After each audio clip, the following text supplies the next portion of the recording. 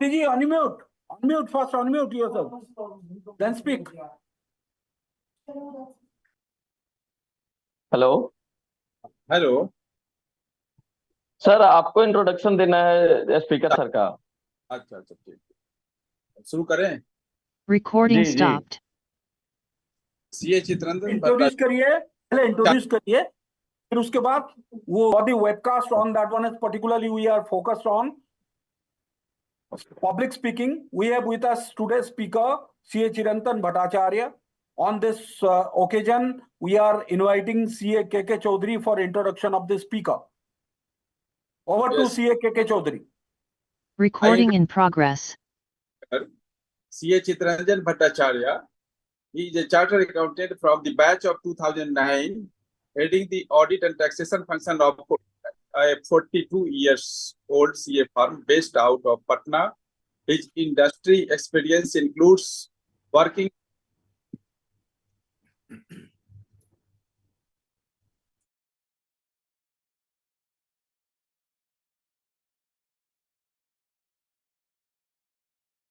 Over to CA Chirantan Bhattacharya for his deliberation. Thank you, Dr. Sambit, sir. A very good morning to all the participants. And I would actually extend my thanks to Muzaffarpur branch of Institute of Chartered Accountants of India and Professional Skill Enrichment Committee for giving me this opportunity to basically have a discussion and deliberation on public speaking skills. So that is what we are going to discuss for the next 1 hour, 50 minutes to be precise. And I hope you all bear with me. And if you have any queries and questions, you can post it in the chat box that you have, which will be relayed back to me, and your queries will be resolved simultaneously. And so shall we start then? Do we have the permission from... Yeah. You can start it. Okay. Thank you. So let us talk about public speaking. The moment we utter this word public speaking in front of chartered accountants or chartered accountant students, they absolutely feel disinterested. The reason being, they tell me that we are absolutely not going to be a political leader or a politician in future, or we are absolutely not going to be a teacher either. Maximum we are going to practice, or we are going for a job. So why to basically excel in public speaking? That's the level of understanding that they have about public speaking, which is actually a big misconception. Because public speaking is engulfed with two big myths. Number one is what they think is public speaking is addressing a crowd, a gathering, a good number of people. Now, that is something which is a big misconception engulfing this particular topic, public speaking. If you are able to hold a conversation, if you are able to strike a conversation, if you are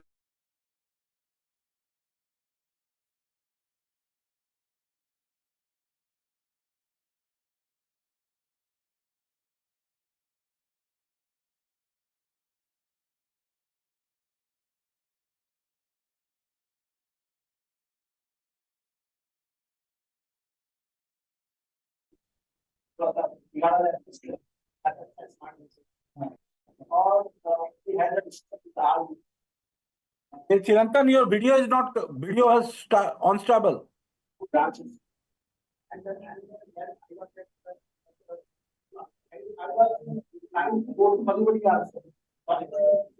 Hey, Chirantan.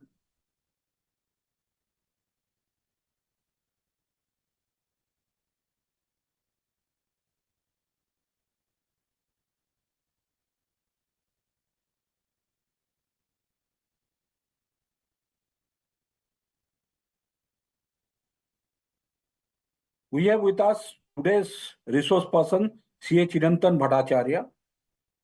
He has some technical issues, so that he is coming within a while.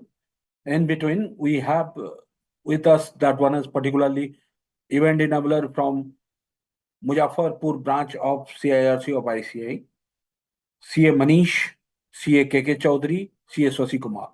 And it's a continuous event series from the Institute of Chartered Accountants of India, from the Professional Skills Enrichment Committee.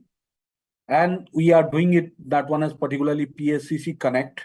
In this webcast, we have put the various skills enrichment webcasts to the chartered accountants. And then in between, we have organized many things for the chartered accountant. We are regularly organizing the virtual yoga for the chartered accountants. And if you are talking about that one is particularly the endeavor of the chartered accountants for the chartered accountant, we have a different program, PACC 100, so that we are organizing the various program for the skill enrichment of the chartered accountants. And whenever we are talking about that particular aspect of the chartered accountants skills enrichment, we are doing it round the clock. That one is particularly the programs for the chartered accountants. And we are hoping for that one is particularly CA Chirantan Bhattacharya will join in a while. And if we'll talk about that one is particularly this today's session on public speaking, so that we are in that one is particularly we can expect various things from the CA Chirantan Bhattacharya. And we are hoping that he will rejoin in a short while. And let's hope for that one he can rejoin in between. And right now on that particularly, I'll request to CA Sasi Kumar, Secretary, of the introduction of the chairman and vice chairperson of the committee in between.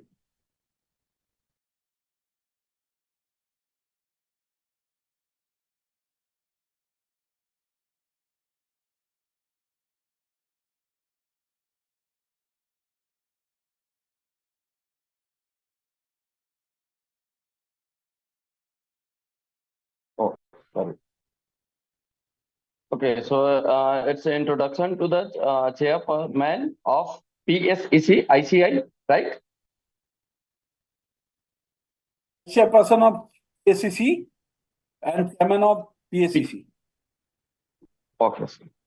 So our chairperson PSEC, CA Dr. Anuj Goyal sir, Central Council member 2022-25 of the Institute of Chartered Accountants of India, qualified FCA, FCS, FCMA, MCOM, LLB, PhD, DISA, DIRM.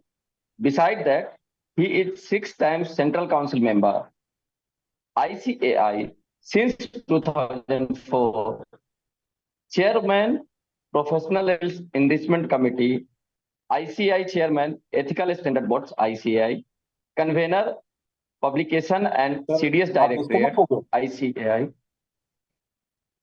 Vice Chairman, Sustainability Reporting Standard Board, Mobile. Vice Chairman, Acha.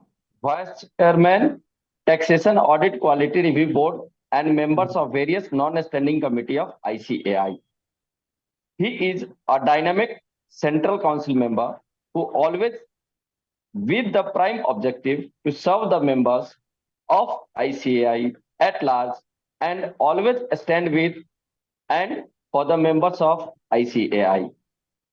He had earlier served as a chairman of the CIRC of ICAI and in other position of CIRC of ICAI and chairman in the branch, Ghaziabad branch of CIRC of ICAI before joining to the ICAI Council. And You just tell me. I would also like to introduce the vice chairman of PSCC.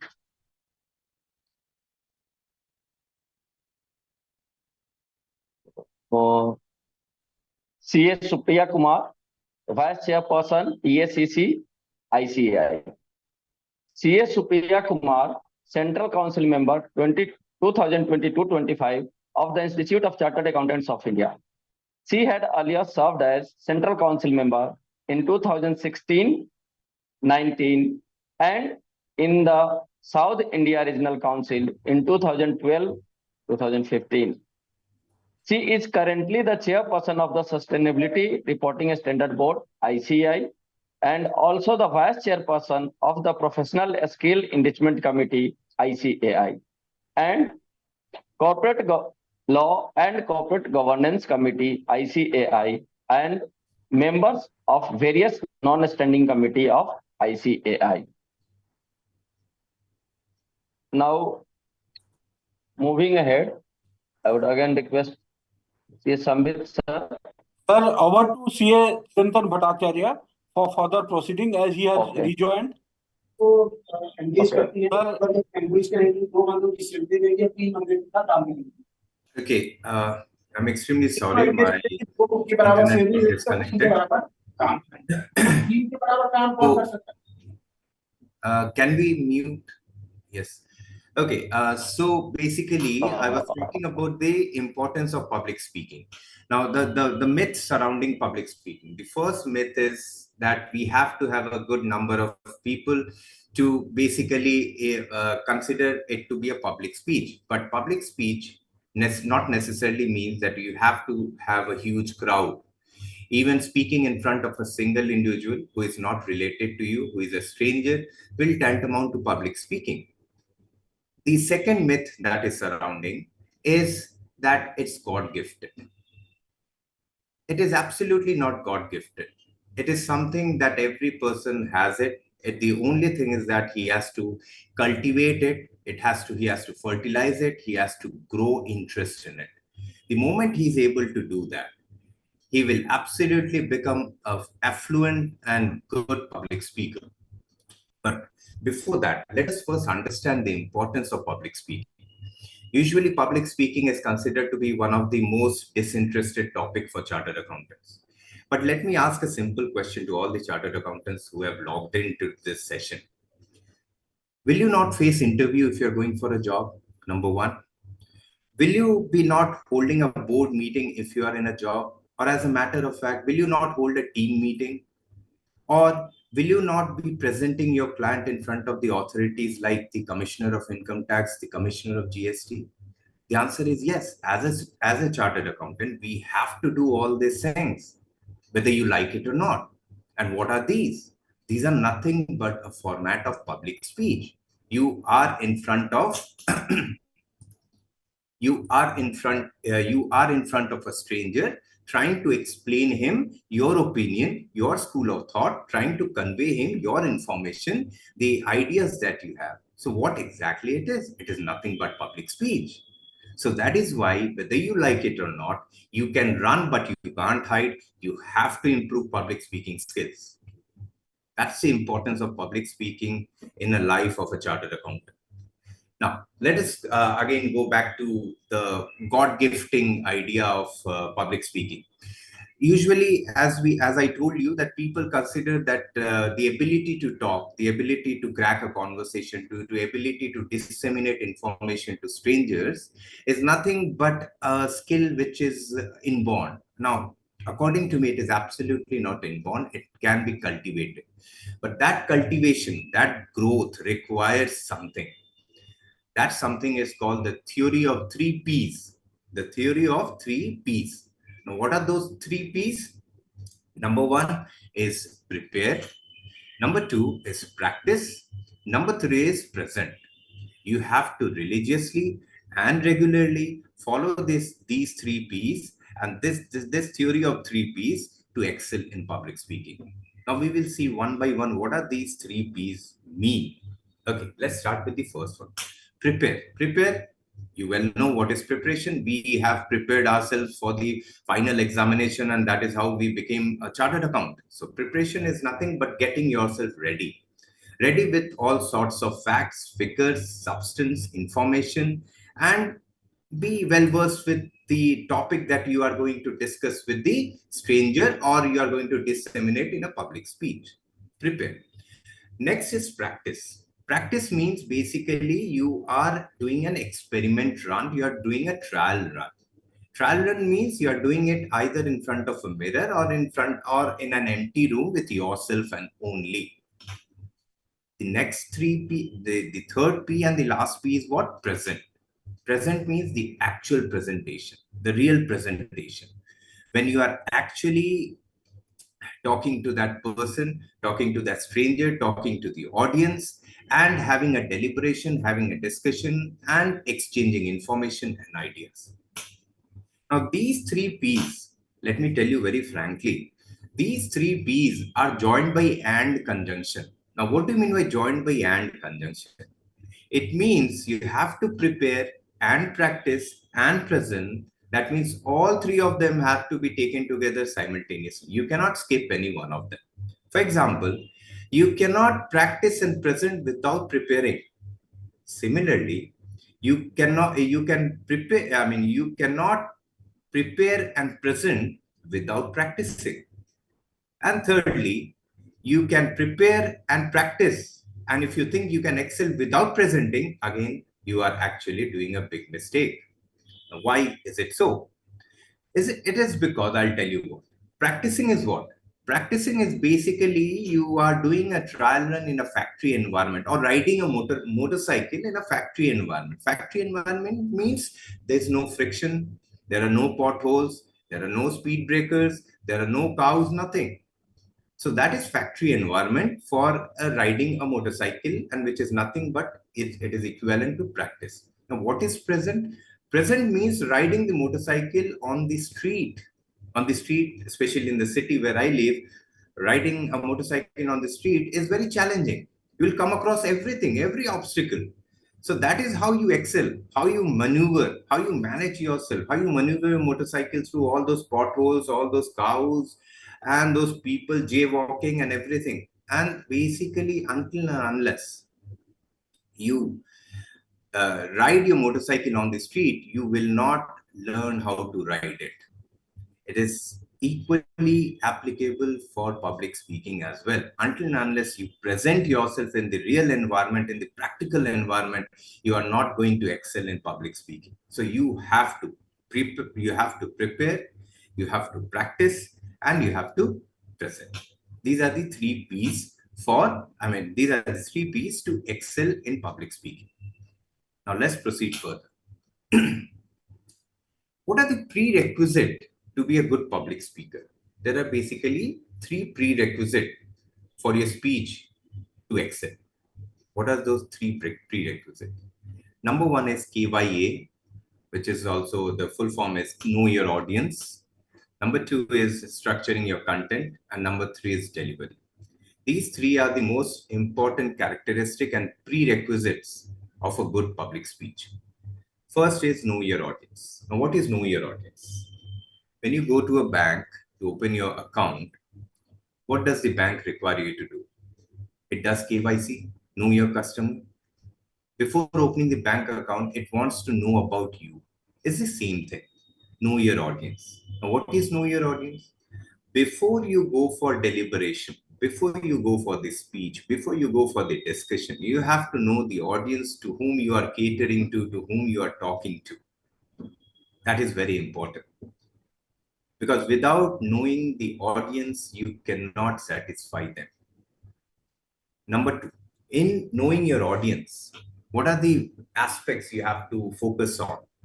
Number one is the composition of the audience. Composition of the audience means what your audience comprises of: the age group, the gender, the type. For example, if you are going to address the kids of nursery class, and if you start talking about accounting standards and IFRS, what is going to happen? Invariably, you will be thrown out of that class for sure. Similarly, if you are addressing chartered accountants, or as a matter of fact, if you are addressing the commissioner of income tax, and if you start talking about some nonsense related to Bollywood, or you are going to talk about nursery rhymes to them, again, the result will be same. You will be thrown out of the room. So that is why in composition, the age is very important. The second is gender.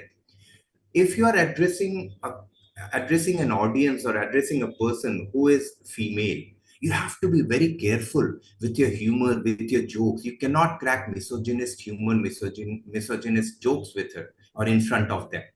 that will again lead to consequences. Again, so that is why the composition is of high importance when it comes to knowing your audience.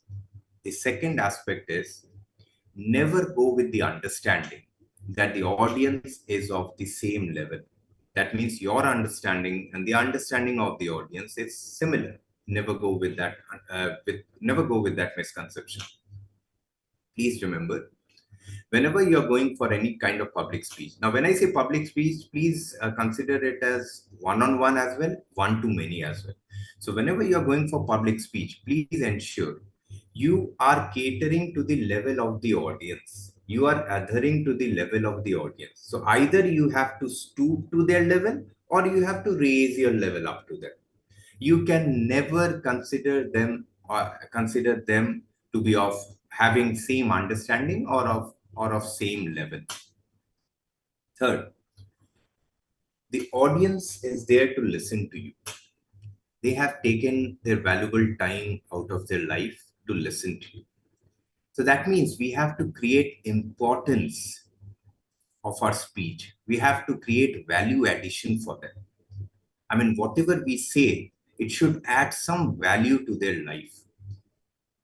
If it is not, the audience will feel disinterested. For example, if you're talking to people, if you're talking to the Commissioner of Income Tax, and if you talk about anything other than the case that you're representing, he will not be very happy about it. You have to be very objectified in such cases. You have to ensure you're doing addition to the information that they already have, and not doing a similar topic over and over again. Next is structuring your content. Excuse me.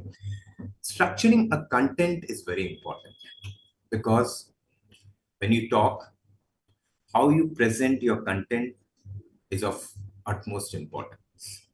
So when you're structuring your content, you should ensure that there are 4 parts to it. Number 1 is the introduction. Number 2 is the body. Number 3 is the climax. And number 4 is the conclusion. But before that, let us first understand, why do we need to structure our content? Why do we need to structure our content? Now, let us assume you go for a movie. And in that movie, the first scene starts with the hero and the actor and the actress getting married. Okay. The second scene moves that they are newborn. Then the third scene shows that the villain is kidnapping the heroine. So basically, will you be interested in a movie of such kind, where there is no flow, where there is no content, where there is no structure of the content? No, you will not. You will absolutely not. You will get out of that movie theater immediately. The same thing applies when you are talking to an audience. If you are not structuring your content, your audience will not like your presentation. When I say audience, please don't consider audience means a huge gathering. An audience means a single stranger as well. So if you are not structuring your content nicely, they or he or she will not be liking it. That was about structuring your content. Now, importance of structuring your content. Now, when you are structuring your content, there are 4 parts, as I've already discussed. Let's discuss them one by one. The first is the introduction. Now, introduction means what? Introduction of what? Introduction of yourself and introduction of the topic. The introduction of the topic should be impactful. It can be introduced with a quote. It can be introduced by a short story. It can be introduced by a sentence of humor. For example, you can start your presentation or your speech with a quote like "Arise and awake, and stop not till you reach the goal." Or you can say, "Ask not what the country can do for you, ask what you can do for the country," by John F. Kennedy. So these are the proverbs by which you can start or commence a presentation, which can be very impactful. Similarly, you can start with humor, you can start with a short story as well. But please ensure it should have a cinematic approach. When you're introducing the topic, it should have a cinematic approach. Now, this cinematic approach will again depend on on the audience to whom you are catering to. For example, if you're catering to someone like the authority of any department, in such case, I would actually request you not to make it cinematic, but to keep it plain vanilla, simple introduction. We have learned about plain vanilla bond. It's similarly plain vanilla introduction as well. Second part is the body. What does body comprise of? The body comprises of the place where you are actually discussing the entire topic in detail. You are describing it, you are deliberating about it, you are transmitting information related to the topic. So that's the main that's where the entire content of the topic lies. That's the body. Now, I have divided body into another part, which is also called the climax. Now, what is climax? Now, climax is that part of the body where you basically deal with numbers, where you deal with statistics, where you deal with graphs, where you deal with facts, where you deal with figures, where you deal with vital information. That means that's the crucial part of your public speech. That's the crucial part of your presentation, and which should, on which you should lay a lot of emphasis upon. You should lay a lot of stress upon. That is why I have segregated climax from the body, because in body there can be many facts and figures which are of not so relevant or not of so importance.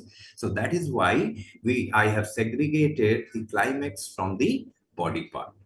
So the first is the introduction. The second is the body, where we are describing and discussing in detail about the topic. Third is the climax, which is one of the most important part of the content, where you are describing data, information, facts, figures, statistics, graph, etc., etc. Last is the conclusion. Now, conclusion is the part where basically you are winding up. Now, how do you wind up your content? You wind up your content by summarizing the entire presentation, by summarizing the entire speech. And when you leave, that means when you conclude, please ensure it is so impactful that the audience is left wondering and pondering about the topic, about the statements that you have stated over there. So there are two factors which should actually be very impactful on the audience. The first is the introduction, and the second is the conclusion. Because without an impactful conclusion, you are not going to leave your mark on the audience. Now, again, audience doesn't mean a huge gathering. Audience means even a single individual will be considered as an audience. So please remember, you should structure your content. How do you structure your content? By dividing it into 4 parts: introduction, the body, the climax, and the conclusion. So we are done with the 2 prerequisites for a good public speaker. Number 1 is knowing your audience. The second is structuring your content. The third one, which I consider is of utmost importance, is delivery. If a speaker is able to deliver an average presentation in such a meticulous way that it leaves an impact on the audience, it is a successful presentation or a successful speech. So that is why, according to me, delivery is one of the most important part of any public speech or presentation. Delivery means what I'm doing right now. I'm stating to you the information and opinion and expressions that I have. This is nothing but delivery. So how can the delivery be impactful? Number 1, your eye contact. When you are talking to an individual, for example, right now I'm talking to a laptop. So if I'm talking to a laptop, so I have to ensure that majority of the time my eye contact is with my laptop. Now, if I substitute this laptop with people, then I would ensure that my eye contact, my general eye contact, is with my audience. I cannot talk, or I cannot converse, or I cannot make a speech with the audience looking here and there, looking somewhere on the ceiling or down somewhere on at the floor. We can't do that. We have to make generalized eye contact with everyone present in the audience. Because if you are not making eye contact, the audience is losing interest in you. The audience is absolutely not getting that connection with you. If you want to build the connection, if you want to have that connect with the audience, you have to have an eye contact with them. Without eye contact, you're not going anywhere. When you are having eye contact, it shows that you have confidence, and people like confidence. If you're not having eye contact, it shows that you are shying away from the glare of the audience. You're trying to run away from them. That shows low confidence. So that is why please ensure when you are having discussion, you are maintaining eye contact with the particular, with the audience or with that particular party. Number 2, body language. What do you mean by body language? Do you see my hands going here and there? This is nothing but my body language, the gesture that we call. So, question number 1, shall we have gestures? The answer to this is yes, we should. Now, should we have loud gestures? That means my hands going up like this. Should we have loud gestures? The answer is no. Medium gestures? Yes. Should you restrict your gestures? The answer is no. You should not restrict your gestures. The reason being, the moment you start restricting yourself, what happens? A part of your mind is channelized into restricting your gestures, and as a result of that, you lose complete focus on the presentation. So let your hands flow. You can have any body gestures as you want. Let it flow. The more it flows, the better your presentation will be. Never restrict your gestures. But I'm also advising you, do not let your gestures, do not go overboard with your gestures. Do not make it very loud. Okay. So that was about body language or gestures. The third most important part of delivery is voice modulation. What is voice modulation? Any idea what is voice modulation? Voice modulation is nothing but the fluctuation in the voice. For example, right now, what am I doing? I'm raising my voice. I'm lowering my voice. When do I raise my voice? I will raise my voice when I am trying to emphasize upon something, when I'm trying to lay stress on something. I'm raising my voice so that the audience understands, oh my God, this is the place where we have to focus. Simple as that. So you have to keep on changing. You have to keep on playing with your voice. For example, why do we like Amitabh Bachchan? Because he has one of the best voice modulation in the entire industry. When he's angry, he has that deep voice. Hey. When he's romantic, he has a different type of voice. So he keeps on playing with his voice. He has a different types of voice modulation for different situation. The same thing applies to a public speaker. When you are standing there, yes, I see a hand raised. Prakash Kumar.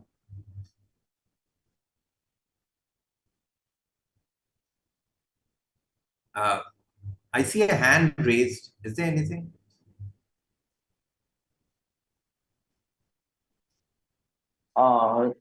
Okay, fine. So you just go ahead. Okay. Thank you. So voice modulation. So that is why we have to keep on playing with our voice, working with our voice, going up, going down, keeping it at a calm tone. So voice modulation is very important because by which the audience understands, the other party needs to feels where it needs to pay attention to. Next, number 4, we are coming to verbal pause. Now, what is verbal pause? A verbal pause is something which you can negate, but which you cannot rule out. Verbal pause will be there always. Why verbal pause happen? Let us first discuss that. What is verbal pause? Verbal pause is when you have got nothing to speak and your mouth is open. That means your brain is still churning the information, it's still processing the information, and your mouth gets nothing to speak. There's no output. So that means what's the sound that comes out of your mouth when you have got nothing to speak? Ouch. That's the problem. So we have to ensure that we are controlling our verbal pause, because what happens is that when you have too many verbal pauses, it actually reduces the quality of presentation or the quality of speech. Now, how do you basically reduce verbal pause? Why verbal pause happen? Because your mind is taking time to process the information while your mouth is open, right? So that means you have to give your mouth continuous flow of information. But supposedly your brain is taking some time. So why don't you give your mouth some time? So that means reduce your pace. While talking, if you reduce your pace, what happens? There will be continuous flow of information from your brain to your mouth, and there will be no verbal pause.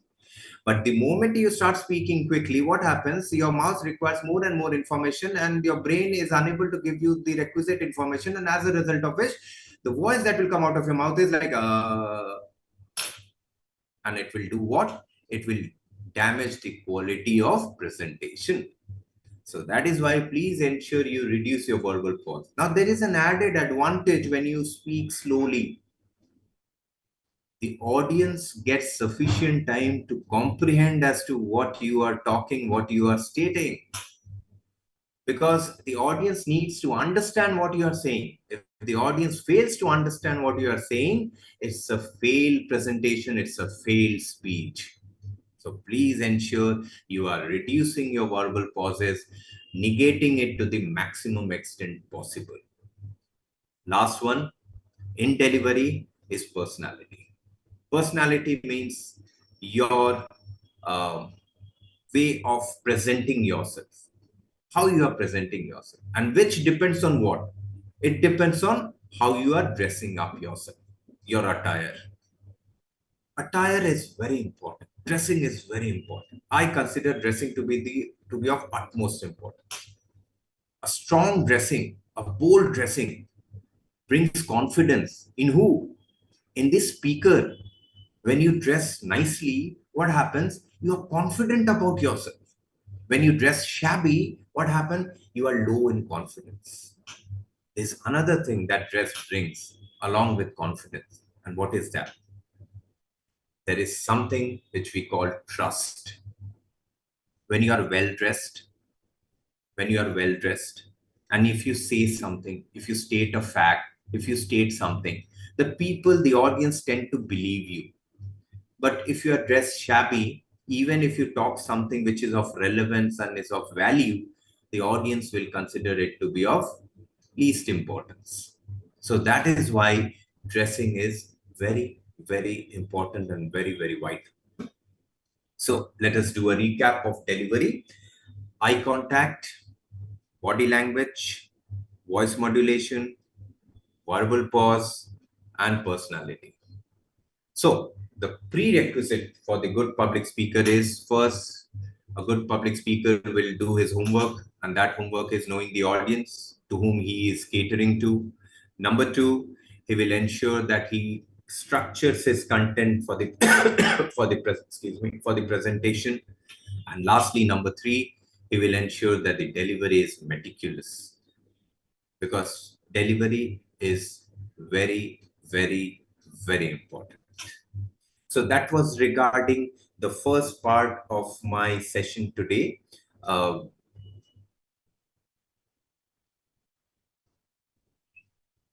The first part of my session today. Moving on to the next part. Can we have few questions from the participants if they have any? Is it good to deliver presentation by moving around the dais?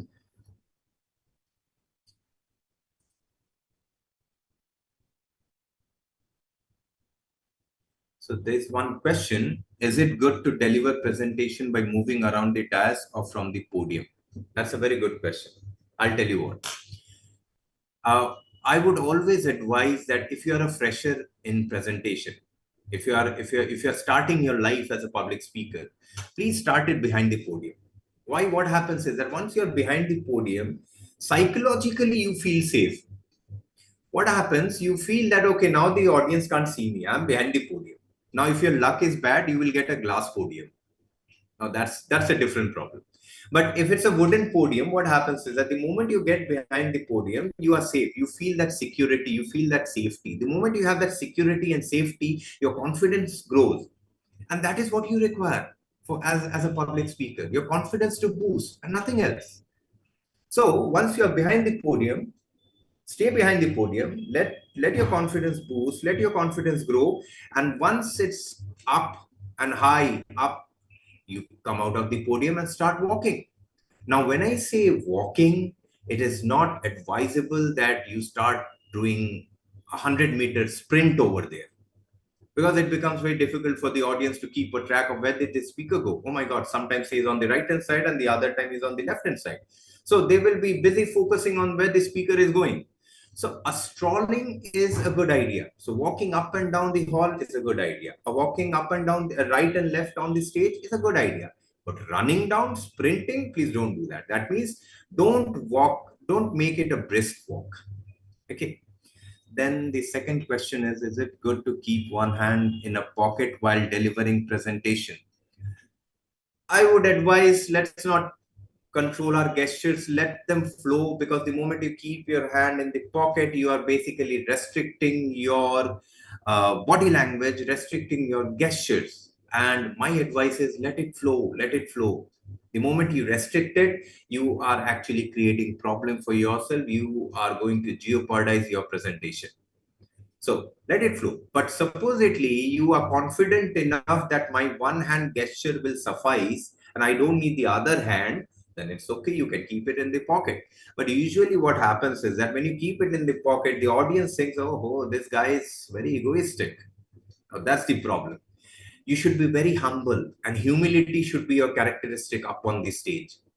If you show that you are arrogant, you have some kind of ego problem or something like that, the audience will not like it. The first and primary criteria is the audience should love you. Simple as that. Now, audience against means even the commissioner of income tax should like you. If he likes you, your half of the job is done. Trust me on this.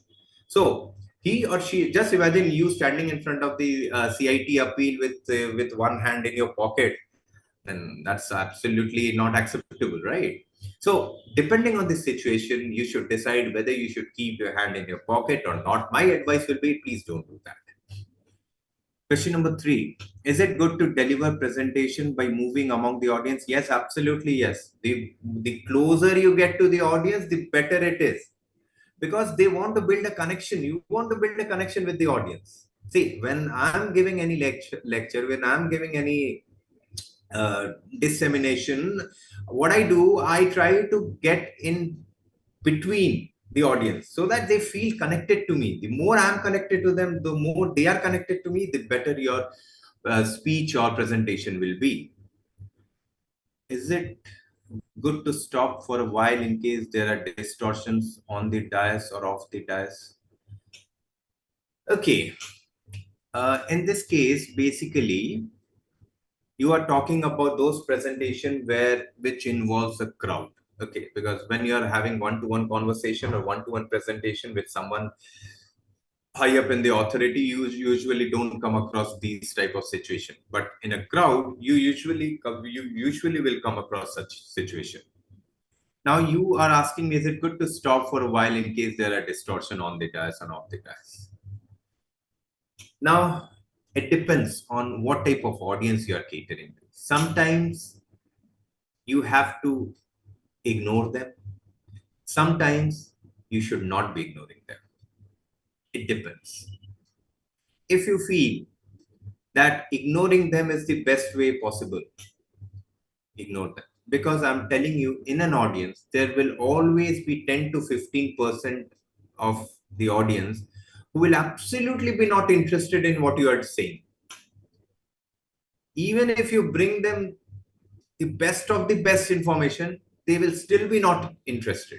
So ignore them completely. Don't waste your time on that.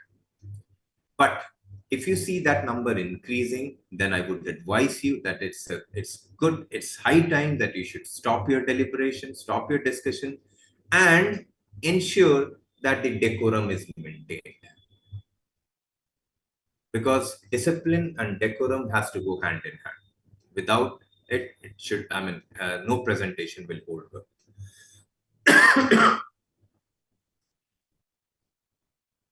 Okay, I have few more questions.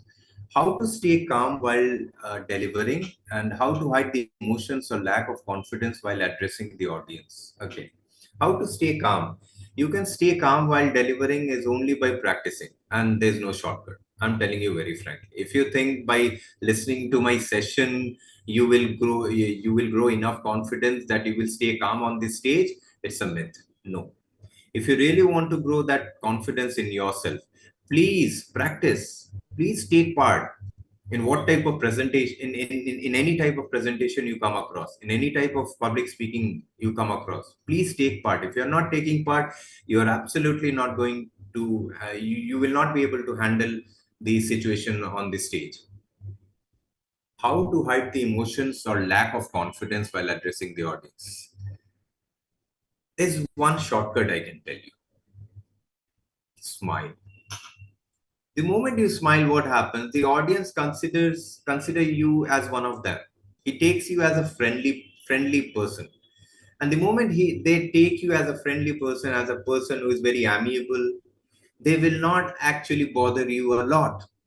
So in case if you are finding that you are going low in confidence, you want to do something, you want to basically, you're going low in confidence, you want to, just a minute.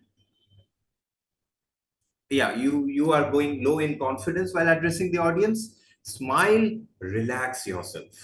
If you are not relaxing yourself, the more anxious you get, the worse it will be.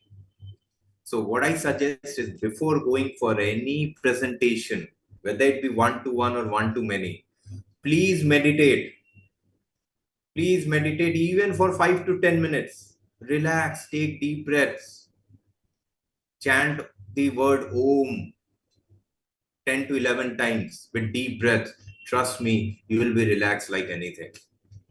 Because if you are not relaxed, you are anxious. If you are anxious, you are going to ruin your presentations. Okay, next is, can you plan your gesture and use 333? I didn't understand the question clearly. Can you plan your gestures and use 333? Anyway, I'll skip to the next one. How to build up confident and positive body language in front of audience, some practical ways for it. How to build up confidence and positive body language. Okay, very simple. If you want your audience to like you, you have to speak with conviction.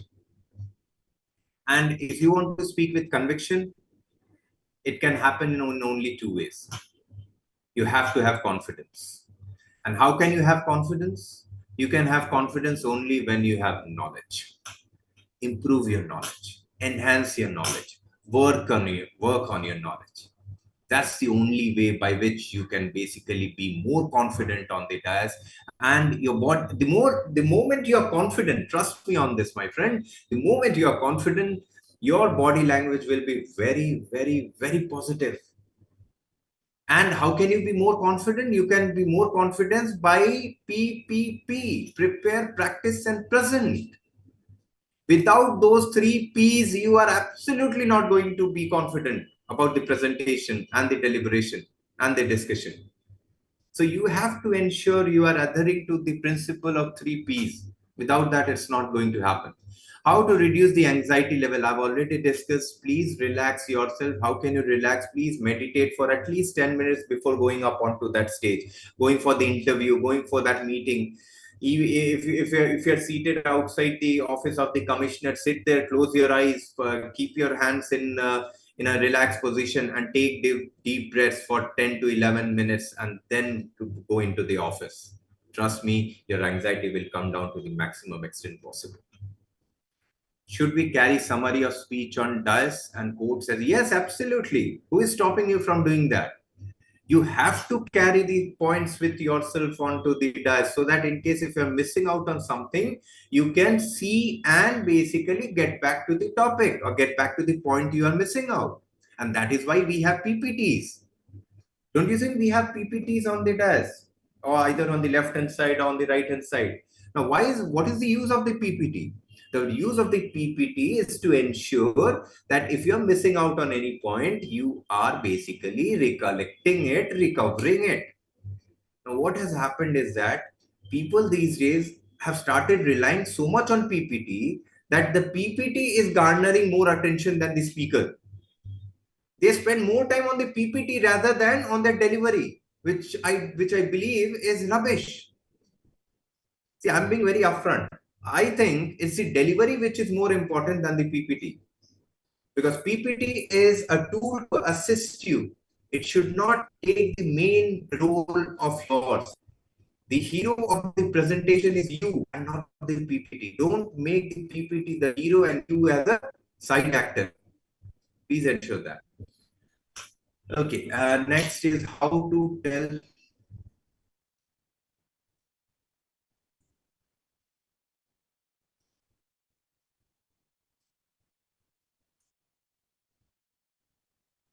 Sorry.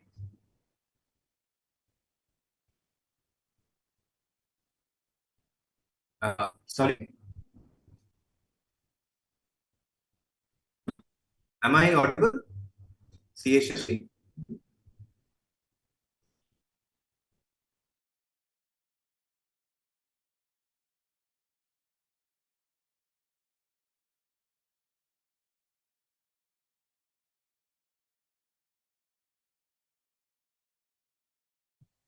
Hello.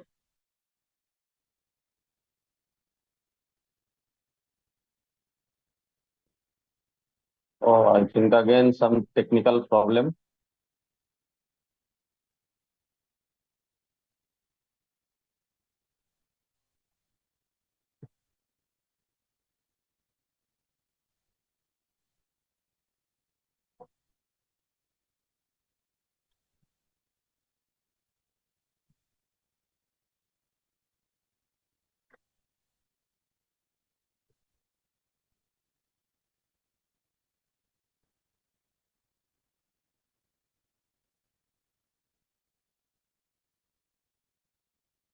I think again C.A. Chiratanand.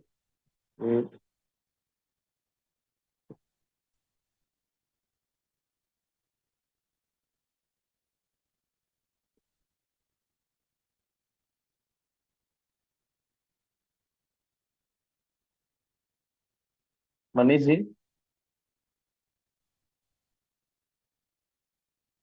I think again there is some technical issue. Some technical Just glitch is disconnect. there. He's joining within a minute, Okay. so that So, Sumit sir, one thing we would like to know actually, we are just newly formed branch and we need Sir, some that one is faculty a development. we can discuss it later on, because it's a platform Okay. for that one is a different platform. It's a Okay, public thank you. speaking platform, so that it's a webcast for the members at large. Okay. The Professional Skills Enrichment Committee has been has just now they established on that one is this year, and Professional Okay. Skills Enrichment Committee has taken various initiatives. And that one is particularly whenever you are talking about the PACC 100 or the PACC Connect, like that webcast throughout that one is whenever we are talking about the monthly webcast, it's a minimum 5 occasion when we are doing the webcast, and that PACC Connect 3 times in a week we are doing it, and that one is 12 programs we are doing it. And whenever you are talking about that one is particularly daily yoga session. Daily yoga session we are conducting from Monday to Friday, 7 a.m. to 7:45 a.m. And in the professional skills enrichment, we are coming up with a website, and particularly whenever you are talking about website and the various books on professional skills, it will be shortly coming out, in that one is from the Professional Skills Enrichment Committee. And C.A. Chirantan is facing some turbulence in that one is connectivity. He is joining with us shortly. And whenever you are talking about that one is particularly Professional Skills Enrichment Committee, as already Sasi Bhushan sir already mentioned about the chairman and vice chairperson, in particularly their credential and all these things. CA Chirantan is that whenever you are talking about that one, he is deliberating on today's session on public speaking. And the public speaking on various aspects of public speaking he is talking about. And whenever you are talking about the public speaking, various facets of the public speaking, whenever a chartered accountant is talking about and the chartered accountant is speaking in front of the public, and he is throwing open on that one is particularly various aspect of the public speaking in general, as well as in particular. So that whenever we are thinking on that particularly public speaking, we can get into various aspects. When we are talking about the public speaking or anything in that one is public speaking, also called oratory, in the act or skill of delivering speeches on a subject before a live audience.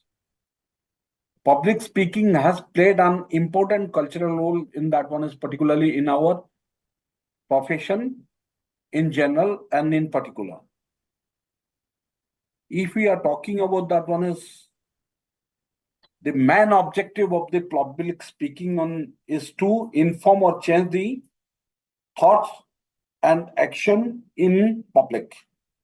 The function of public speaking is determined by the speaker's intent, but it is possible for the same speaker with the same intent to deliver substantially that one is in different speeches to different audiences. Public speaking, whenever talking about this, frequently directed at a select and sometimes restricted audience, consisting of individuals who may hold different perspectives. The audience means that one is whenever we are talking about on a group, can encompass enthusiastic supporters of the speaker, reluctant attendees with the opposing views, strangers with varying levels of interest in the speaker's topic. Proficiency, that one is whenever we are talking about the public speaking, aims to either reassure on anxious audience of something important. Once the speaker has determined with that one is particularly approaches is required, they will use the combination of storytelling or informational approaches to achieve their goals. As right now, CA Chirantan has joined us, I am handing over this session to CA Chirantan Bhattacharya for further proceeding. Thank you, Dr. Sambit sir. So once again, I would apologize for this interruption because of the internet connectivity. So basically, the chats have been deleted. I would request the tech support to kindly repaste those questions once more in the chat box.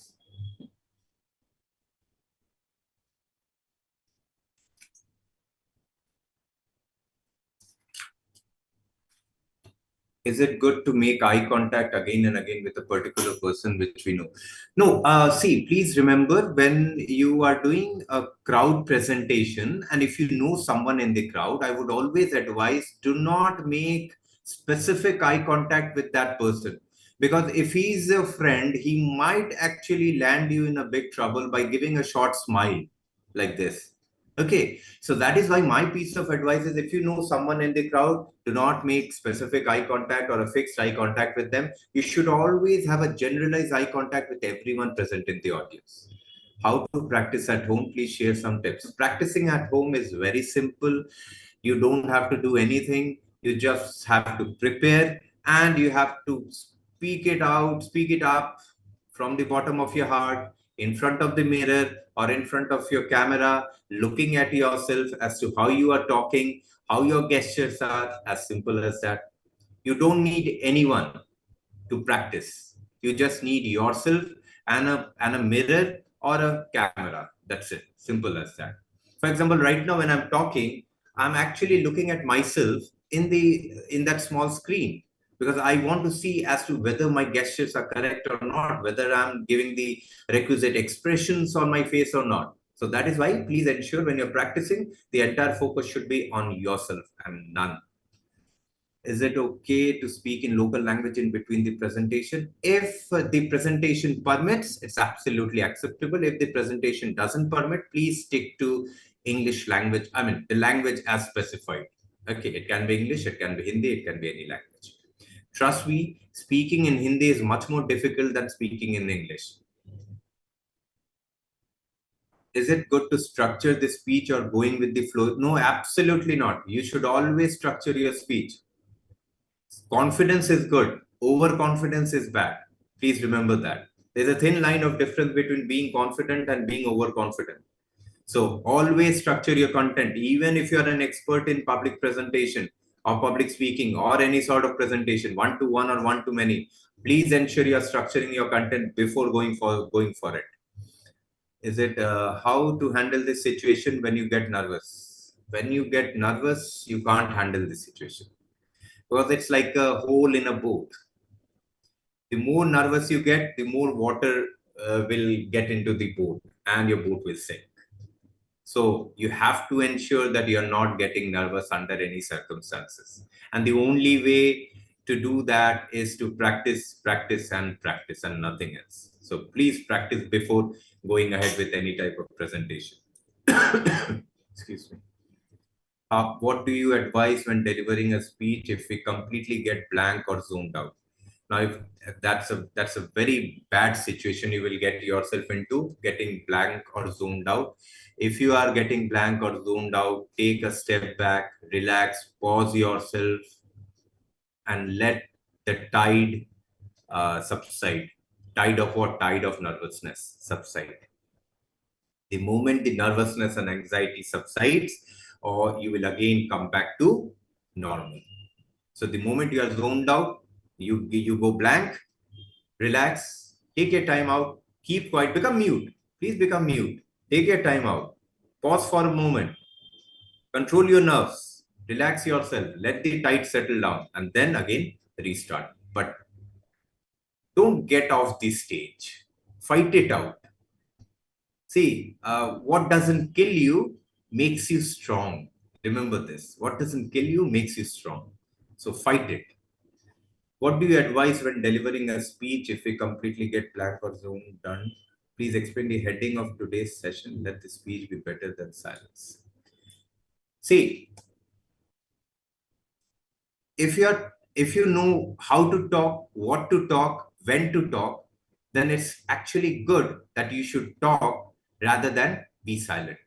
But if you don't know those things, what to talk, when to talk, how to talk, then it's always good that you should keep mute or be silent. Because if you open your mouth and if you turn out to be one of those who don't know what to speak, when to speak, how to speak, it will actually basically will be detrimental for you and will jeopardize your situation further. And next, sometimes public speakers use filler words just to overcome nervousness or inability to maintain continuity of conversation. Is that acceptable, and how to? Filler words, I didn't understand by the term filler words. What exactly you mean by that? Could you please be more specific? Any tips for improving our vocabulary? Please remember, if you want to be a good public speaker, especially in English language, you have to have good vocabulary strength. Good vocabulary strength. Now, good vocabulary strength means you have to know a lot of new words and the meaning of it. Now, please remember, if every day you are learning 10 new words, do you think you are making an addition of 10 new words to your vocabulary? The answer is no, you are making 0. Because when you require those words while talking, while conversing, while writing, you will not recollect them. But if you strengthen your vocabulary by 100 words, you will be able to remember 2 of them when it is required.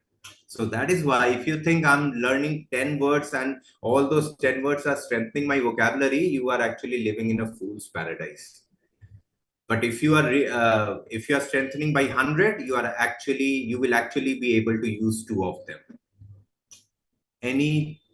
Is it good to pose question to audience during? Yes, absolutely. When you pose question to the audience, you are trying to interact with them. And interaction is very important. Without interaction, there cannot be a proper discussion, deliberation, or dissemination of information. The second part of this session basically talks about discussion specifically. How to handle difficult questions. See, to be very honest, I'm telling you, if you know the answer, please give it to them. If you don't know the answer, please tell them very frankly you are not aware of the answer at that point of time, and you will get back to them later on. So excuse yourself out of that situation. It's not necessarily that you have to know everything in this world. You are a human being. It's not possible, right? You are not a computer. You are not Google. You are a human being. So there can be a few things that you might not be aware of. So it's okay. It's absolutely acceptable. So if you know the answer to the question, give it to them. If you don't know it, excuse yourself out. Punchlines and quotes make presentation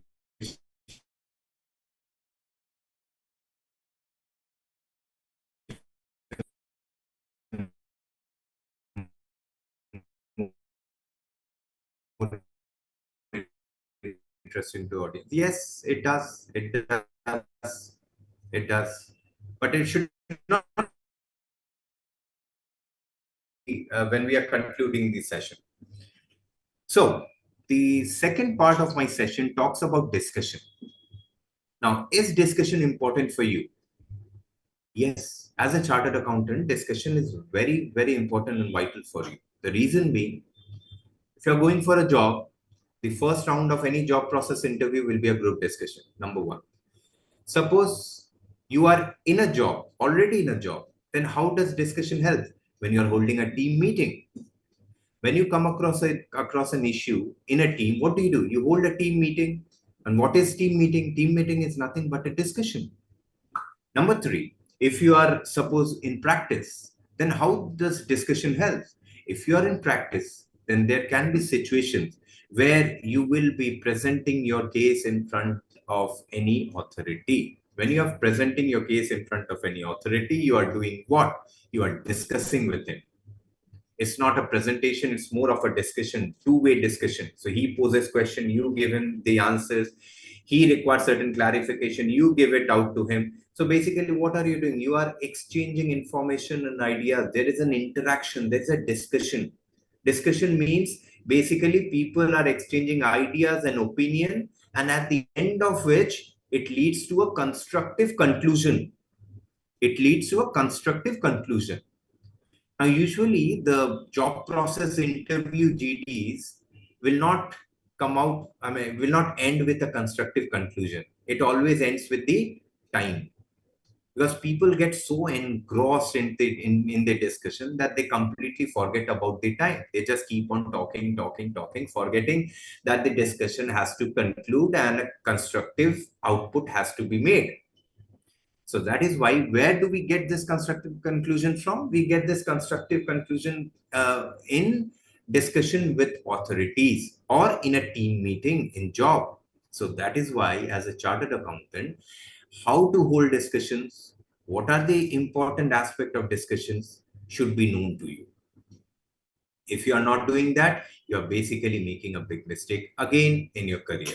I'm telling you this. So let's proceed further. What are the prerequisite in a person to be really good at discussion? What are the prerequisite in a person to be really good at discussion? We'll discuss that first. Now, I have around 6 points with me right now. The first point is communication. The person should be really good in communication. And the second point is knowledge. Now, there is a tie between communication and knowledge. Which one should get preferential treatment over the other? According to me, communication should get a preferential treatment over knowledge. The reason being, I'll tell you, if a person is very knowledgeable, But if he is not very good in communication, can he exhibit his knowledge? And if he is unable to exhibit his knowledge, how will the other person know that he is knowledgeable? But if a person has an average knowledge, but is exquisite in communication, what he can do is present his average knowledge in such a way that the other party takes him to be a person of real knowledge and worth. So that is why, according to me, communication gets preferential treatment over knowledge. Now, when I say communication, I want to mean over here English communication only. Because whenever you're going to have a discussion in a MNC, or be it in a MNC or in front of the authority or in the job process interview, it will always be in English language. So what do? We have to improve our English language communication. Now, the bigger question is, how do we do that? Go about doing that. It's simple. Your parents must have told you from your childhood, son, you should read, read, and read. And that is so true. Read anything to everything in English. I'm not asking you to read something which is non-fiction, which is of very hi-fi literature or language. No, I'm just asking you to simple things written in English. Because the more you read it, what happens? You start enhancing your vocabulary. Because the more you read, the more words you come across. And when you come across a difficult word, please do not skip it. Most of the time, what we do is when we come across a difficult word, we try to conclude the meaning of the word from the sentence. And that is something we should stop doing it. Then what should we do? We should go back, Google it up, and see the meaning of it. And when you see the meaning, please see the descriptive meaning of the word. That means what's the meaning of the word? What are the various synonyms? What are the various antonyms? What type of word is it? Is it an adjective, adverb, verb, noun, pronoun? How can it be used in a sentence? And the history of the word. If it has been derived from Latin, then what is the Latin word of that English word? When you are able to do such extent of study on a particular word, that would result in a good enhancement of your vocabulary. So number one is reading. Number two is, please watch English podcast, English movies, English documentaries, anything in English. Please watch it. What happens is and please, without subtitles. Without subtitles is of utmost importance. What happens is that the moment you place your subtitles on, instead of focusing on what they are talking and how they are talking, you start reading it. So the very idea of understandability gets compromised. So why to keep the subtitles on? Do not keep it on. Listen to what they're saying. Try to understand. If you don't understand at the first go, it's absolutely acceptable. You will slowly get a hang of what they are stating in the second turn, in the third turn, in the fourth turn. It's absolutely acceptable. And as a chartered accountant, I mean, attempts should not be a problem for us, right? Anyhow, I have taken successive attempts in becoming a chartered accountant. So attempts is absolutely not a problem for me. If I don't understand it in the first attempt, I'll again attempt it for the second time till I understand it, what it is trying to specify. So communication, how can you improve it? By reading, by watching English movies, English podcasts, English documentaries, anything in English. The best practical way to improve your English communication is in your mobile phone. We spend time on where? Watching reels on Instagram. Instead of that, can't we download a vocabulary app in our mobile phone and start working on it? Yes, we can do it. But do we do it? No, we don't.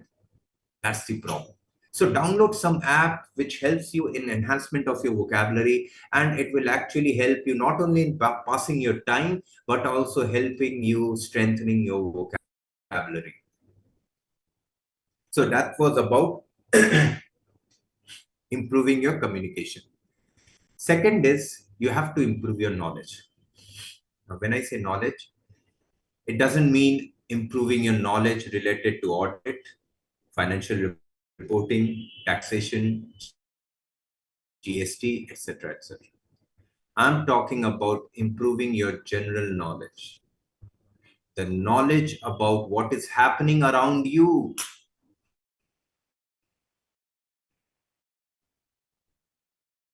What had happened, what is happening, what the current robot mechanism is being applied on our life, and how things were in the past.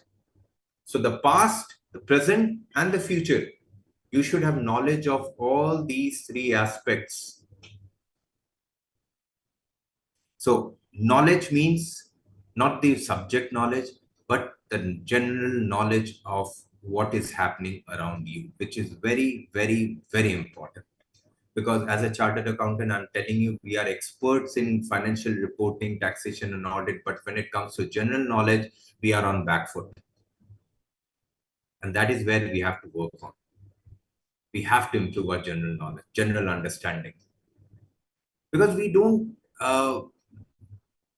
spend time on improving our day-to-day knowledge. We are so much focused on subjective knowledge that we completely compromise the general knowledge, the general happening around the world. And that is where we have to work on. Third, assertiveness. You have to be assertive. In a discussion, the prime focus is whether you are assertive or not. Assertive means your ability to convince the other party. Assertive means your ability to convince the other party. That means you are able to bring him to your own platform or bring him to your own side. For example, if you are discussing the case of your client with the commissioner, what is your objective? Your objective is to convince him that what you are stating is the facts, right? So convincing ability is very important in discussion. And convincing ability will come when you are assertive. Assertive means you are able to convince the other party. But the bigger question is, how can I be assertive, number one? And number two is, how basically can I conclude that I'm being assertive? So let's deal with the first question. How can I be assertive? You can be assertive only if you are able to speak with confidence. And how can you speak with confidence? You can speak with confidence only if you have the requisite communication ability and knowledge both. When you have both of them, you will be able to speak with confidence. You will be able to convince the other party. And that's how you will become assertive. Simple as that. Now, the second question. How do you conclude that you are being assertive? That's very funny. So how should I conclude? It's very simple.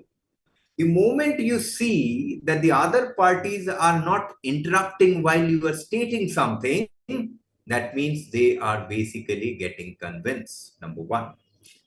The moment you see that the other party is not raising too many questions and queries to your statements, that means you are slowly convincing the other party. The moment you see that the other party is doing something which he does inadvertently, that means he nods. Nodding is something which comes inadvertently in the person. So the moment you see that the other person is nodding, that means you are convincing him. You are being assertive. You are being convincing. And that is how you win a discussion.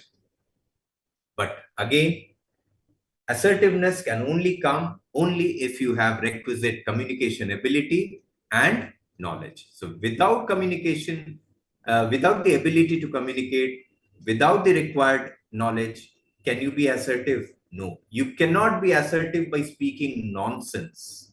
You have to speak sense. Only then you can be assertive. The fourth prerequisite in a discussion is flexibility. Flexibility means adapting and adopting. Now, when you are having a discussion, the other party will have some other school of thought or other school of opinion. If you are a person who is rigid, who doesn't like a counter argument, who is very egoistic, how will he react to it in a discussion? Either he will react bluntly, that means right up front he will tell what rubbish you are stating in such way, or passively, for example, making facial expressions like this, or giving a sly smile. What hell is this? Just imagine you are in front of an authority, and he basically places a counter argument in front of you, and you show him these type of expressions to him, or if you kind of tell him what rubbish are you stating, what will happen to that discussion? What will happen to that discussion? You are actually bringing a lot of trouble on yourself in such case. So that is why in discussion you have to be very flexible. You have to listen to them patiently. You have to adopt their opinion. You have to adapt according to the environment, according to the situation. Not every time the situation will be as per your requirement. There can be situation where other parties are stating something which is completely opposite to your school of thought. Or suppose you are presenting the case of your client, and the ITO or the assessing officer tells you just the opposite things of your understanding. What do? You cannot behave in an arrogant way. You have to give a smile. You have to keep a smile. You have to be flexible. You have to accept their opinion. You have to adopt them. You have to adapt them. And then present your counter argument in a very polite and professional way.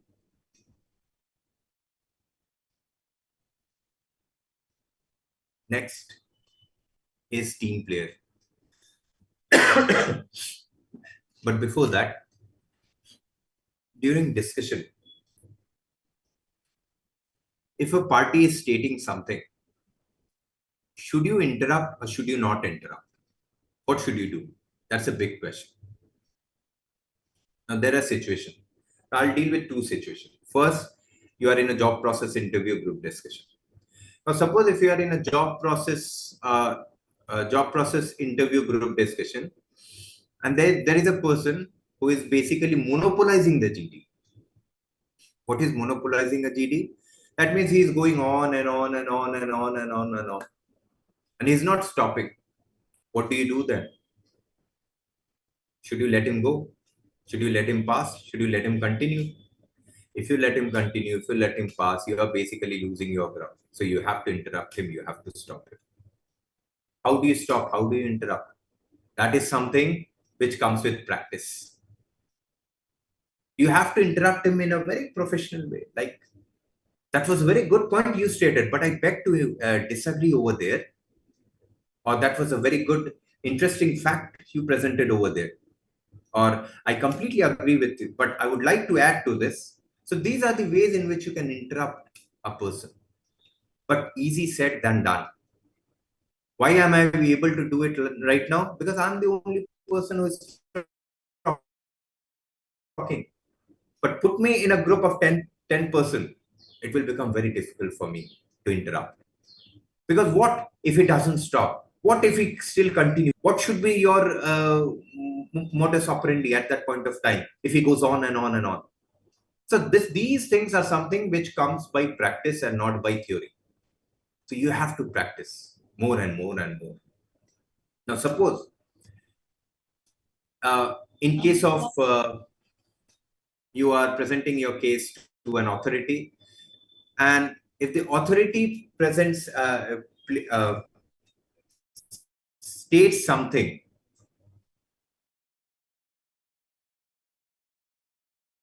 or is stating something, should you interrupt?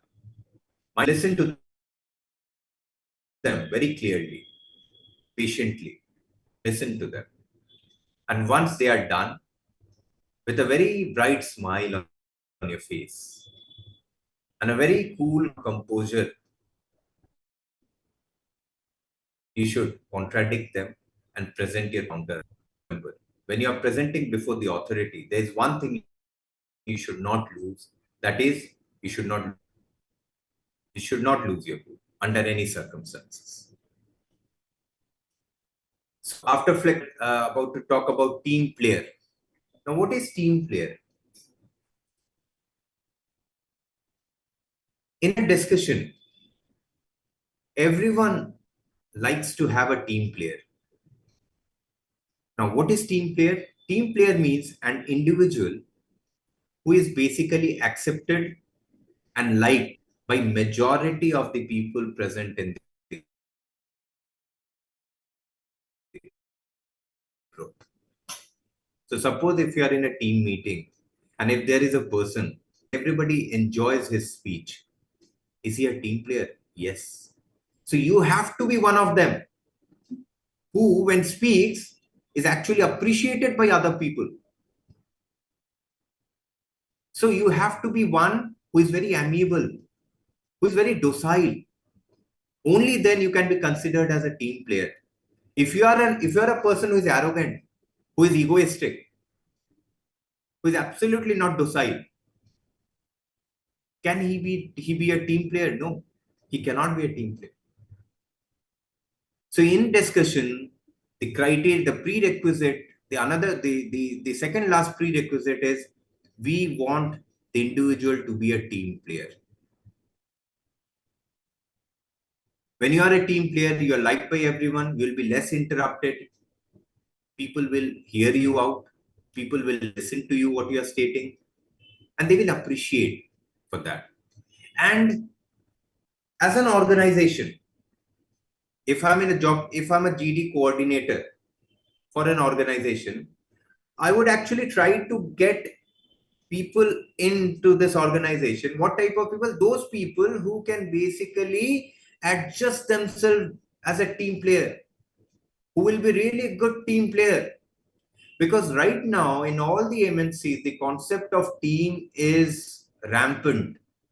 Nowadays, you won't find sole individual contributing to the work. You will always find a team which is working, which includes a lot of individual and a leader.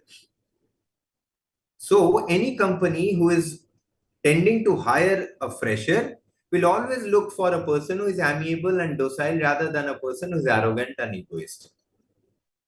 So during discussion, you should ensure that you are docile, you are amiable, and as a result of that, your characteristic of team player will be exhibited. Last prerequisite, team leader. Not only you should be a good team player, but also you should exhibit the characteristic of a leader. Now, why? Suppose if I'm taking a job process interview, a job process group discussion, I'm a GD coordinator. Why will I look for leadership quality? Why will I look for a team leadership quality? The reason being simple. The reason being, I would actually need you in my organization as a team player. But after a certain point of time, you will climb that ladder in my organization from associate to senior associate to assistant manager to manager to senior manager, right? Senior manager to AVP, VP, right? So when you climb that ladder, you will reach the managerial position or the leadership position. Now, when you reach that position, do you have those qualities to be a good leader? I also need that as well from you. Do you have those tendency to be a good leader? Now, how will I basically conclude in a group discussion whether a person has leadership qualities or not? How will I conclude that? Again, by the way that person behaves in that group discussion. If you see a wolf pack walking, you will see the leader is right at the back. And right in the front are the weaker ones and the eldest ones. The strongest ones are in the middle of the queue. So the leader is right at the last. Why? Because he is keeping an eye on the entire queue, whether it is swaying from, whether any of the wolf is swaying away from the formation or not. Number one. The same thing applies in discussion as well. The same thing applies in discussion as well. Many of the time you will see, many of the time what? 90% of the time you will see that the discussion becomes heated. And as a result of that, people lose their cool. And as a result of that, they sway from the topic. If you are the person who is getting back the entire group back to the topic, you are showing leadership quality. Number one. Number two, due to heated argument, if you see people are basically disturbing the entire decorum of the discussion forum, discipline of the discussion forum, and you are the person who is trying to bring back the decorum or discipline, you are showing leadership quality. If you are the person who is ensuring a coordinated discussion in the forum, ensuring equal participation by all the members of the discussion forum, then you are showing leadership quality. So as a leader, we should ensure that not only we are walking, but the entire team is walking with us. If you are able to show this quality in the discussion, while doing the discussion, you are showing leadership quality. And if you are able to show that quality, you are basically proving that you have the requisite team leadership expertise and qualities. So these are the 6 prerequisites for a person to have a good, to be a good participant in a discussion. Number one is he should have good ability to communicate. Number two, he should have good in-depth knowledge of what is happening around the globe, what was, what is, what will be. Number three, he is assertive. He has the requisite ability to convince the other party. Number four, he is flexible. He is not rigid. He is not egoistic. He is able to adopt and adapt. Number five, he is a team player who is liked by everyone in the group, who is appreciated by everyone in the group. Why? Because he is amiable and he is docile. Last, number six, he is a leader. He is a born leader. He shows all those characteristics of a leader. He ensures that the discussion doesn't sway from the topic. He ensures full coordinated full participation of all the members. He ensures that everyone is contributing equally to the discussion. If you have all these 6 qualities, you will be an asset for group discussion, or as a matter of fact, any discussion as such, be it group or individual.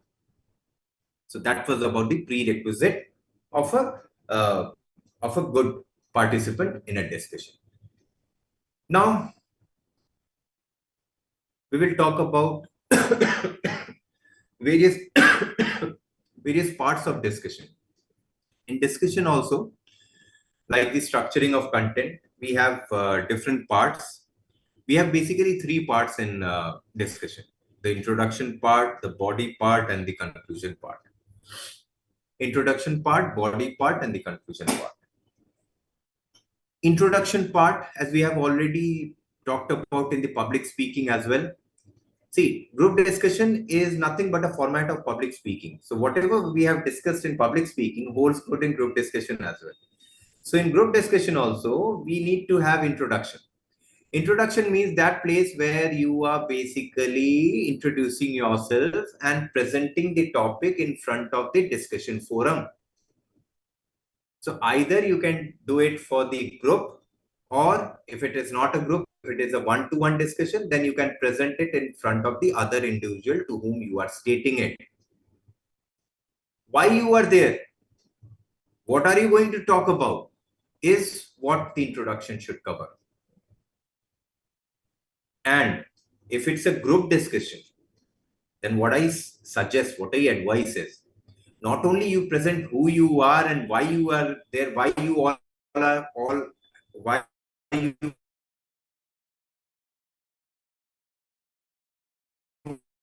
all are there in regarding the topic, substantiating it with facts and figures. I'll repeat, in the introduction part, if in a group discussion, if you are able to introduce who you are and why you all have gathered there, that means introducing the topic to the group. Along with that, if you present your school of thought, your opinion, substantiating it with facts and figures, because without audit evidence, nothing happens. So substantiation should be there. So substantiating it with facts and figures, in such case, it will be considered as a very good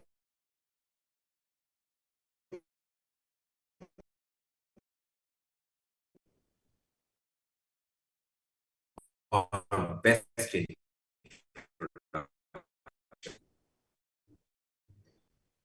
And please remember, in group, this is the confidence.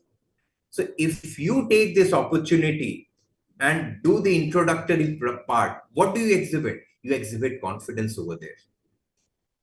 And when you exhibit confidence over there, you get marks for it, and very good marks for it, handsome marks for it, because everyone likes a confident person.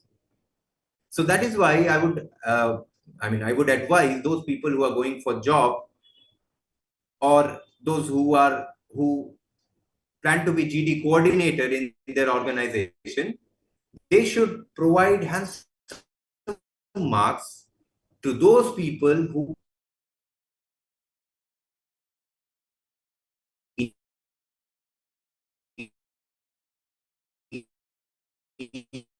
initiate the GD. But the initiation should be good, should be proper. It should be working it on the first delivery of the first over. It should be a straight away 6. That should be the type of introduction. The second is the body. Body is where the discussion starts rolling and gathering momentum. That means everyone starts participating. So suppose if it's a group discussion, everyone has its opinion and everyone starts pouring their opinion and stating their facts and figures. What happens? It leads to a messy environment. But this is the place where you can score maximum marks. How? By continuously contributing in the discussion. See, the idea of discussion is that the person should continuously contribute. Do not monopolize, but contribute. There's a difference between contributing and monopolizing. Monopolizing is I and I. It's only me and no one else is there. That is monopolizing. But contributing is you are chipping in at regular interval of time with some facts, figures, opinion, or statement. That means you are not eating away anybody else's time, but you are ensuring that you are always present in the GD. You are always visible in the GD. You are seeing, you are being pointed out every time in the GD. And how can you do that? You can do that only by continuously contributing throughout the body phase of the GD. Usually the body phase of the GD is of maximum length. Okay, suppose if it's a 10 to 15 minutes GD, the maximum period will be for the body. So it's the body where everyone is talking, everyone is contributing, the GD is rolling, and it's gathering momentum. People are talking. It can be a heated argument. It can be a decent argument. It can be anything. So that's the place where you can score maximum marks. Last is the conclusion. As I told you, in discussions, which are group discussions, especially for job process interviews, conclusion seldom happens. Conclusion in discussions where you are having discussion with an authority or a team meeting discussion, you will invariably have conclusion. There cannot be a discussion, there cannot be a meeting without conclusion. There has to have one conclusion. But in group discussion for job process interview, there is high probability that you might not come out, the group might not come out with a conclusion. So if you are attending a group discussion for job process interview, do not wait for the conclusion part. Do not think I'll wait, and I'll contribute in the conclusion part. I will conclude the GD. I will do that. You will keep on waiting and that time will not come and that time will not arrive. So you will lose your points and you will actually be losing the entire group discussion. But when you are having team meeting as in like you're already, team meeting in an office, or you are presenting the case of a client to an authority, in such cases, there is always a conclusion after the end of the discussion. The discussion in such cases might be for an hour or two. It can go up to any limits. It depends on how many opinion, how much arguments you have, how much counter argument they present to your arguments, and it goes on and on. So that's the conclusion part. So to summarize the discussion part of the public speech, first, why is it important? Is it important for chartered accountants? Very important. Will you come across a situation where you are getting into a discussion? If you're a chartered accountant, yes, you will. As a fresher going for the job process interview, as an employee in a team meeting, or as a practitioner, you will be having discussion with the authorities. So discussion is something which you will not be able to ignore. You will be facing it under any circumstances. Okay. Next is the prerequisite. What are the 6 prerequisites for a participant to be good in a discussion? He should have a good communication ability. He should have requisite knowledge. He should be assertive. He should have the necessary flexibility. Should be a team player and should be a team leader. And lastly, in a discussion, especially in in all the discussion, I should say, there are 3 parts. The first is the introduction. The second is the body. The third is the conclusion. Now, introduction is where you are basically introducing the discussion topic to the entire team or to the group or to the authority. Body is where the discussion happens. Is where the entire exchange of information, ideas, and opinion takes place. And lastly, conclusion is where a constructive output is discovered and is invented or is coming out of the discussion. So usually conclusion will not come out in group discussion for job interviews because it usually ends with the end of the time. But for the other discussions, the team meeting and the one-to-one presentation to the authority, conclusion will always be there. So this was my deliberation and discussion about public speaking. Now I can take any questions if you have. So I would request the moderator to provide me the questions if you have any.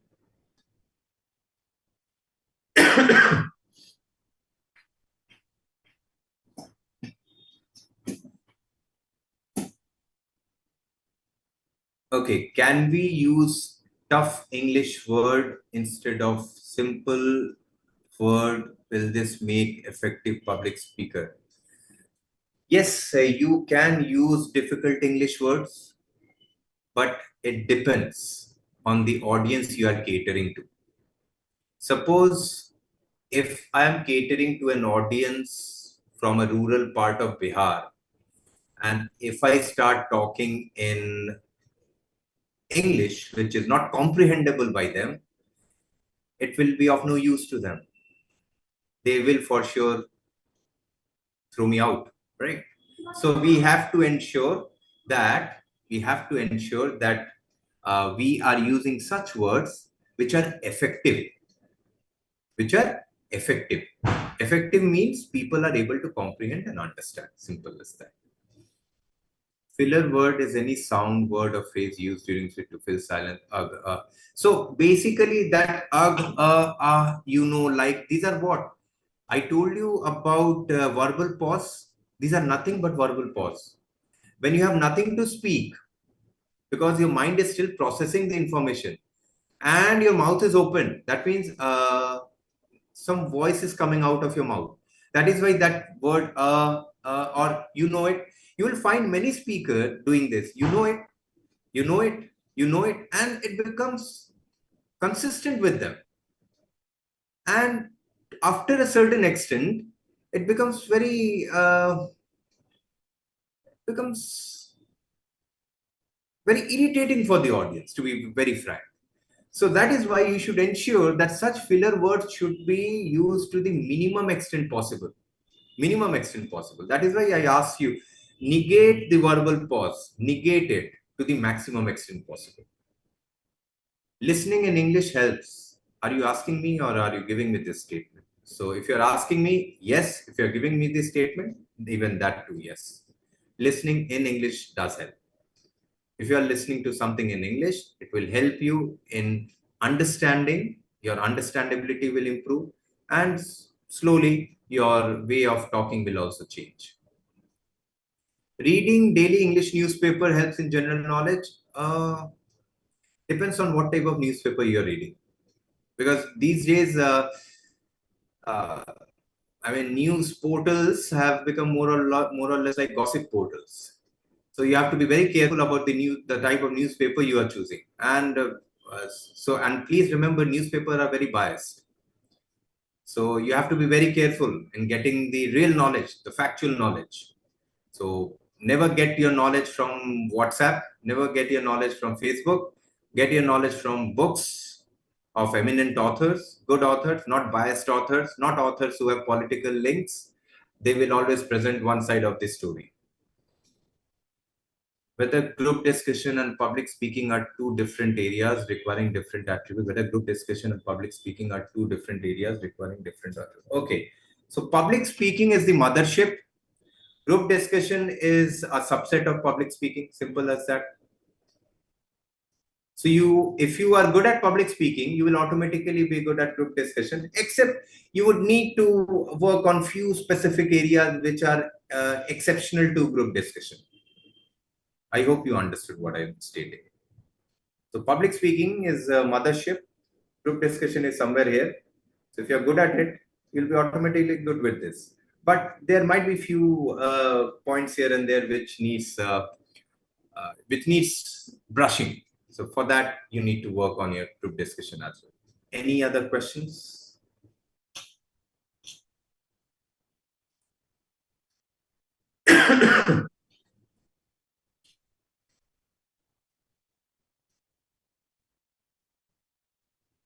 Okay.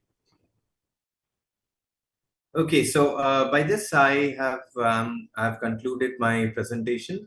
Thank you. I would like to invite C.S. Sachibhushan, Secretary, Muzaffarpur branch, for putting out the summary of this session.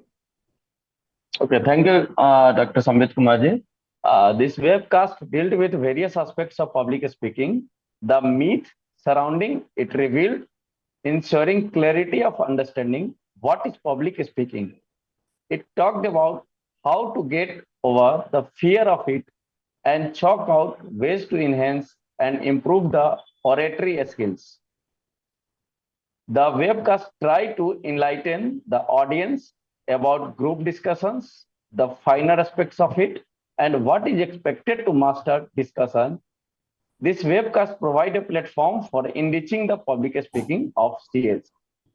It has been such an honor to be part of this wonderful live webcast on the Let the Speech Be Better Than Silence or Be Silent, organized by the Professional Skill Enrichment Committee, ICAI, on behalf of the Professional Skill Enrichment Committee, ICAI. We would like to extend our heartfelt gratitude to our speaker, C.A. Chirantan Bhattacharya ji, for his enlightening session, and Dr. C.A. Anuj Goyal, Chairman, Professional Skill Enrichment Committee, ICAI, C.A. Supriya Kumar, Vice Chairperson, Professional Skill Enrichment Committee, ICAI, for their active guidance. Sincere thanks to the event enabler from the Muzaffarpur branch of CIRC of ICI, who enabled the webcast throughout. A wide round of applause, and thanks to the organizer, Professional Skills Enrichment Committee, ICAI. Our today's speaker, CA Chirantan Bhattacharya, and other stakeholders made the webcast a memorable one.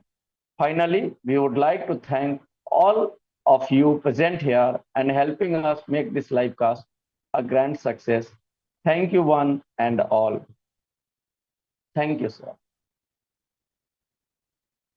As we conclude today's session, we are thankful to each and everyone from Muzaffarpur branch of CIRC of ICI, including the CA Gopal Tulsian, the chairman, CA KK Chaudhary, vice chairman, and CA Manish Chawra, Sikasa chairman, CA Sasibhushan, secretary, Muzaffarpur branch, and CA Rakesh Sinha, treasurer of Muzaffarpur branch, CA Prakash Kumar and Siddharth Agrawal, from others who have joined in that one as an event enabler.